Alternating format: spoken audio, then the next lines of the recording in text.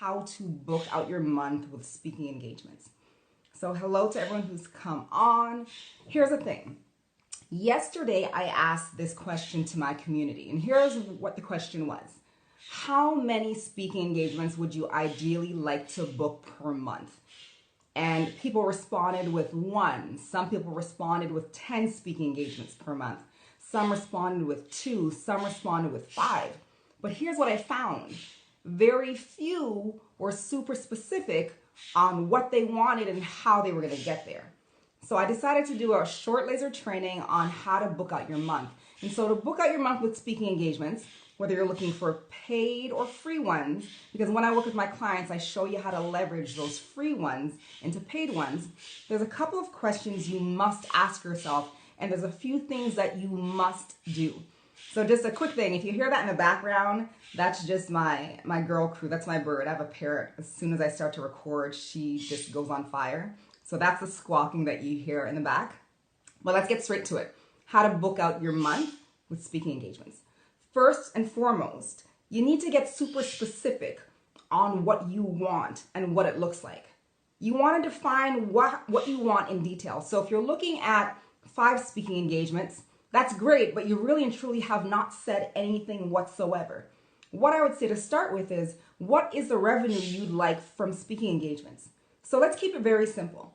Say for the month of June, you want to bring in $5,000 with speaking engagements from speaking. Got it? $5,000. So we're breaking it down bit by bit, and this is how clear you need to be to hit your numbers, because we must hit our numbers. But even before that, we need to know what our numbers are so we can actually hit them and create a plan to hit them. So $5,000 for the month of June. Got it. Now, are you charging $2,500 per speaking engagement, or are you charging $1,000 per speaking engagement? Or are you charging $5,000 per speaking engagement? Because that begs to differ. If you're charging $5,000, you only need 1 speaking engagement per month. If you're charging $2,500, you need 2. If you're charging $1,000, you need 5 speaking engagements. You need that crystal clarity. So what are those numbers for you? The next thing you need to be real with and get clear with as well is, what do your numbers currently look like? So if you're booking right now, how many applications, how many call for speakers do you have to respond to get one booking? So if we know that we're charging $1,000, so we need 5 speaking engagements in the month of June to hit our number of $5,000, look at your past. How many times did you have to apply to hit the 1? So for example, let's be concrete. You had to book, say in the past, you had to reach out to 10 events to get booked for 1. So that would mean to hit your number of 5, you would have to reach out to 50 events to hit your number of 5. My question to you is, do you have that specificity as far as you getting booked and paid to speak? Because if you don't, it cannot happen. You know, everybody wants to get booked and paid to speak, and we can. However, the question is, are you willing to put in the work needed to get booked and paid to speak? So that's one big key, knowing your numbers, truly defining what you want and how you're going to get there. Next, this is an even bigger question. Who are you a fit for? If you're answering me and say, Karen, if I'm asking you in this moment and I'm saying, who's your target audience? Who are you a fit for? Who can you help most? If your answer is everyone, your answer is absolutely wrong. You are not going to find those speaking engagements, and they can't find you, because we are not a fit for absolutely everyone. There is no speaking engagement or no event that says this is an everyone event. There's something specific about it. So who are you a fit for? Are you a fit for new entrepreneurs? Are you a fit for online entrepreneurs? Are you a fit for men who want to create 6-pack abs? Are you a fit for women who want to lose weight? Are you a fit for CEOs who want to increase their impact every time they speak? If you're not clear on that, you reduce the likelihood of you finding those speaking engagements and you hitting your numbers. So who are you a fit for? Once you're clear on that, the next question you want to ask is, do they know that you exist?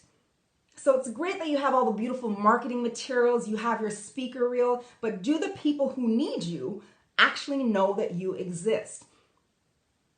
Because if they don't, you need to create a plan to put yourself in front of them. one thing you can do absolutely is reach out to them. And I have a 3-email sequence that I do. One of the first emails that you send to people you want to book you is you want to introduce yourself, but you want to be a giver.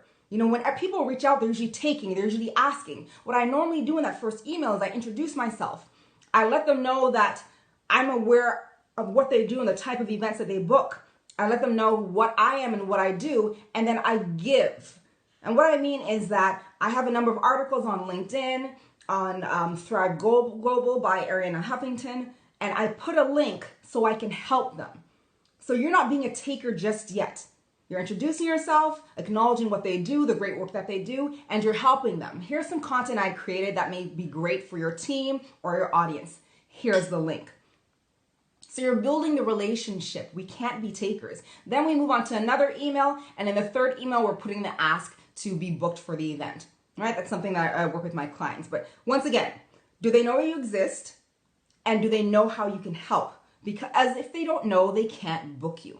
Once again, it's great that you're a phenomenal speaker, but I can't book you. It's great that your friends and colleagues say that you're a phenomenal speaker, you rock the stage, you own the stage, but do they have the capacity to pay you $1,000 or $5,000 to get you up on stage? If the answer is no, it really doesn't matter what they have to say.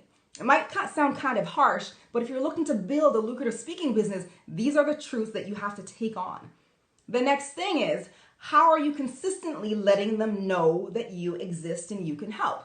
So after you do your 3-email campaign, how are you deepening the relationship? Do you know where they are?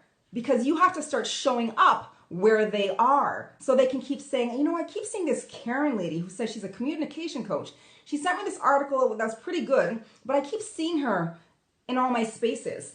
And she's sharing some really valuable and tangible content that I think would be a fit for my audience. So the thing is, do you know where they are? Do you know who they are? And how are you showing up? Because once you start to show up and solidify your expertise in someone's mind because you're in their spaces, you increase the likelihood of being booked. Or when the time comes that they're looking for in my case, a communication speaker and a public speaking expert or a team engagement expert, they recall seeing all of my workshops or all of my articles, and they remember me having conversations with them and sharing an article that actually helped them. And I'm an easy book. And you find what happens, you start to apply, then they start to call you. But it's all part of a bigger plan. So I put it back on you. What is your plan? You can't just have a number of hitting, I want 10 speaking engagements per month. I want 20. What does it look like? What does the revenue look like? And you break it down from there. So essentially, that's how you book out your month. It all comes down to you being clear on what the numbers look like. Super clear on your expertise, who you can help and how you can help them. Clarity on where to find the people, those professionals who have the capacity, more important, the budget to book you. Next, deepening the relationship on a consistent basis, knowing where they are and showing up so they see you as the go-to person on the industry. And here's what I have to say.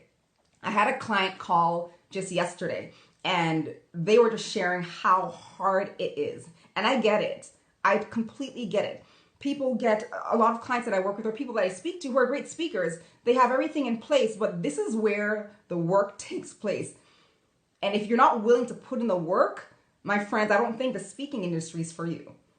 I'm a real talker. I'm a no fluff lady. My intention is to get us all booked and paid to speak because there are just that many speaking engagements out there in the world that are looking for experts like yourself to book and pay to speak. But the question is are you putting in the work? Are you showing up?